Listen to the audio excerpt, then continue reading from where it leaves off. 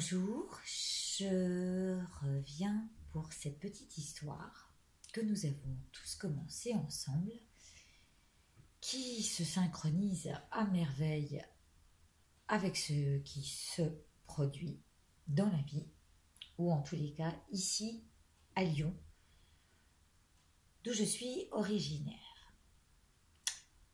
La carte ici présentée, je l'appelle la majestueuse, notre priorité.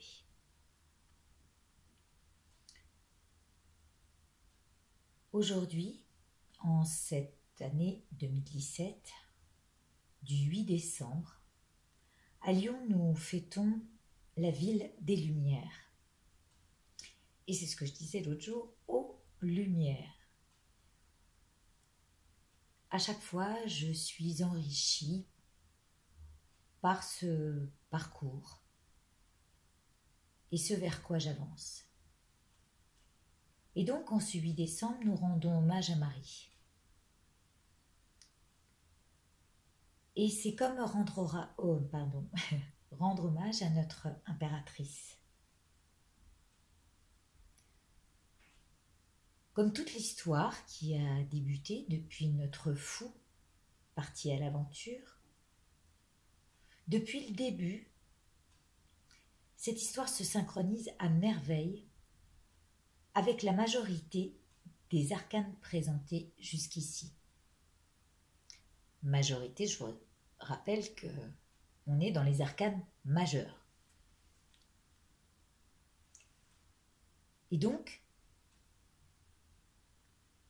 je continue sur un même plan directionnel qu'est présenter le TDM, le tarot de Marseille, pour m'appliquer à l'ordre établi. Et que vois-je ici? Sous-entendu, l'ordre. Donc je m'y applique. Je respecte l'ordre. Oui, l'ordre. Parce que justement, il invite à être respecté. Et avant toute chose, j'aimerais que l'on s'applique à remercier. Être dans la gratitude d'être sous la protection de cette grande dame.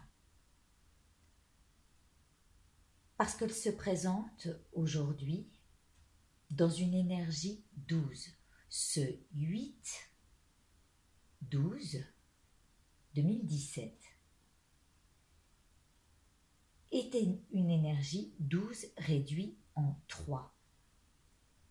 Ce 12, c'est le pendu, comme nous le savons, mais c'est aussi cet œil nouveau, puisqu'il a un peu la tête à l'envers, mais il voit le monde autrement. C'est un peu ici, comme je le vois. C'est un autre regard sur notre nombril et ce qui fait ventre, et dont on ne regarde jamais assez les critères sous toutes les formes.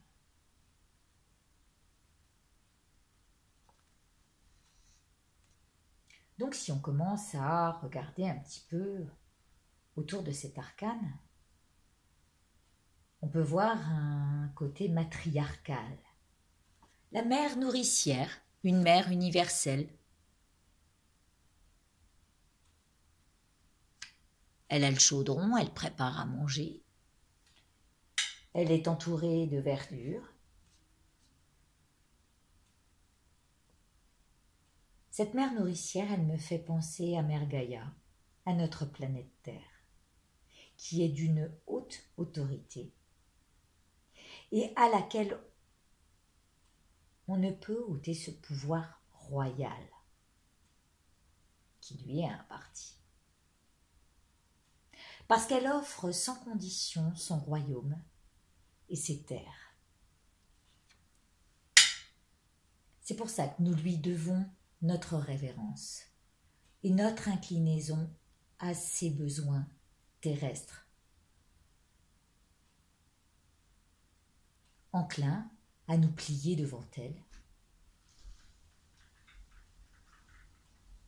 et en son plein pouvoir sur nous, qui se manifeste, parce qu'elle est notre sécurité.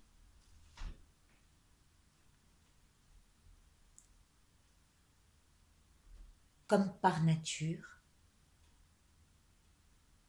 le cœur de la sagesse primordiale. Et donc, si jamais on ne la respecte pas, elle manifeste des choses de l'ordre de catastrophes, sous l'ordre des catastrophes naturelles. Donc moi, cette impératrice,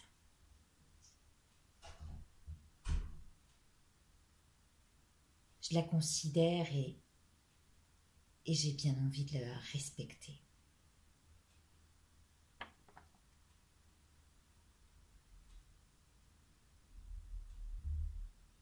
Je prends le temps de la regarder parce que, sortis des murs dans lesquels on s'enferme, derrière nos yeux fermés, on découvre la vie, la nature telle qu'elle nous est offerte, par le chant des oiseaux, le vent qui souffle et qui siffle dans nos oreilles, les voitures qui circulent et klaxonnent, en fait tout ce qui vit. Et tout ce qui vit en est la matrice d'un système complet. C'est cette impératrice au plein pouvoir, féconde, au statut élevé, envers laquelle des devoirs nous incombent. Parce qu'elle part à nos impératifs. Impératrice, elle est représentée assise et elle matérialise symboliquement la nôtre. Le 3, en son chiffre impair de création, de procréation, par son imparité, elle peut être dure envers les inférieurs. Mais qui sont-ils en fait? Tous sont à ses ordres, tous sont sous ses ordres. Les ordonnés, les serviteurs, les gardes, les fous comme nous, qui ne prenons pas garde, ni ne savons pleinement être dans le devoir, même après en avoir appris la leçon. Elle peut être aussi rayonnante qu'impartiale, tendre que austère. Parce qu'elle donne son pouvoir de protection, il nous est dû de la protéger aussi. Voilà notre devoir, voilà notre priorité. Parce qu'elle prend soin de nous, à nous revient de prendre soin d'elle comme une grand-mère. Là, moi je la vois en grand-mère, et c'est l'ordre des choses. D'abord, elle s'occupe de nous, et ensuite nous devons nous occuper d'elle, de notre propre mère.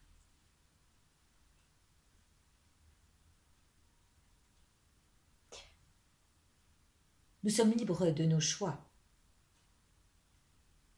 Elle nous donne sans compter, elle est généreuse de ce plein apport, en les richesses primordiales, je dis bien primordiales. Ce sont nos premières richesses qu'elle nous apporte. Et elle représente aussi la matière, le don, la douceur par sa féminité, mais aussi le plein ancrage. Nous devons garder les pieds sur terre. Majesté, sa majesté. Ça me fait penser un peu à Vide Château. Si on regarde bien, nous avons un vrai royaume autour de nous, où rien ne manque. Rien ne manque à notre paix ultime, si nous regardons bien, et si tout est bien exécuté, dans le respect des règles, de la droiture, de la loyauté, et de la légalité en rapport à ce qu'elle offre en partage. Nous sommes des gens de bonne manière, n'est-ce pas? Ou faisons-nous partie des nobles de ce monde? Alors oui, il y a de la noblesse dans cette dame. Elle attire le respect de la couronne. Elle est impressionnante. Elle en impose par une forte personnalité. Et ce qu'elle prodigue donne du pouvoir aux effectifs et au regard qu'elle porte sur les êtres et les choses.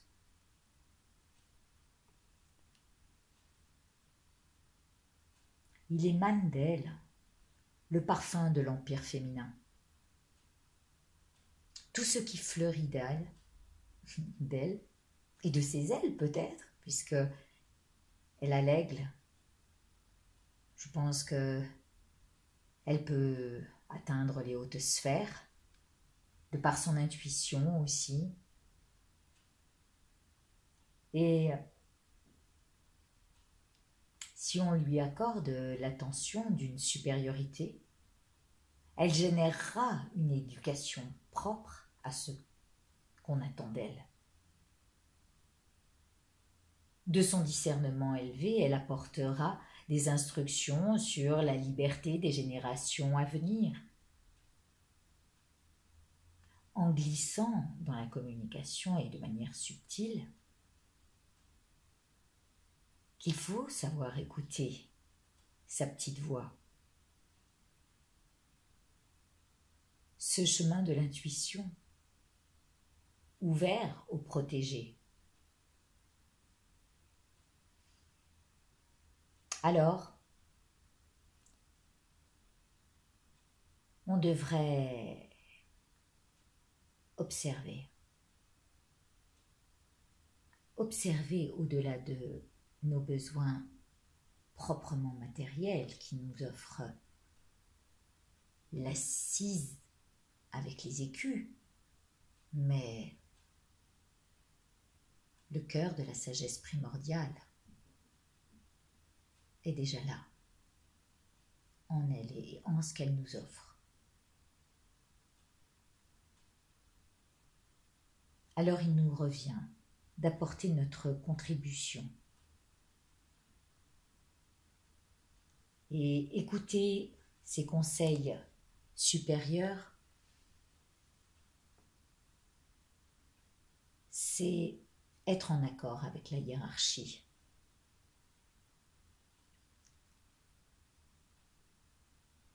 Et à l'écoute, si on sait écouter, nous nous aidons nous-mêmes à nous transformer face à elle, qui nous donnera peut-être encore plus de responsabilités. Elle est là comme notre mère, notre grande mère. Elle nous laisse grandir à notre rythme, mais toujours dans le respect de certaines règles. Mais surtout la dignité, être digne de ce qu'elle nous apporte, de ce qu'elle nous donne. Et notre travail,